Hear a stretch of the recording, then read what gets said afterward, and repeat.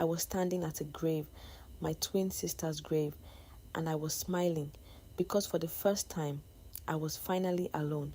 They were burying Amaka, and everyone thought I was the grieving sister. Funny, isn't it? My name is Ada, and I was never the favorite. Amaka was always Amaka. Everyone loved her, teachers, neighbors, even my own mother. Why can't you be more like Amaka?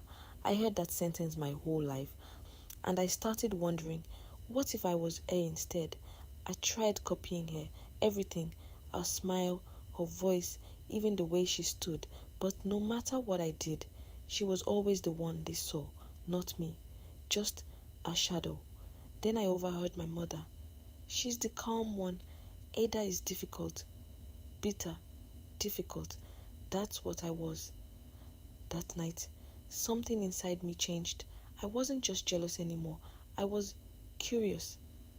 Then I met her, the herbalist. She looked at me and said, "You are not the one they see." I didn't understand, but she did. She told me something I never forgot. Twins are one soul, split in two. And when one is loved more, the other begins to fade. That night, things started shifting. People mixed our names, confused faces, wrong names. At first I thought it was funny. Then it became normal. Amaka noticed. She asked me once, "Are you okay?" I smiled. "I'm fine." But I wasn't. Not anymore. Then things got worse. Teachers called me a name. People stopped correcting themselves. And Amaka, she stopped reacting, like she already knew what was coming. I went back to the herbalist. She said, "It is starting." I asked what. She said, "The shift." And then I started hearing my name at night, Ida, but no one was there. The next morning, Amaka wasn't Amaka anymore. Something was off. A smile didn't feel real. Then she said something that made my skin crawl. "Good morning, Ida." She never said my name like that. Never. That night, I followed her to the edge of the village, and she said, "It's almost time." So she turned and smiled, but it wasn't a smile anymore.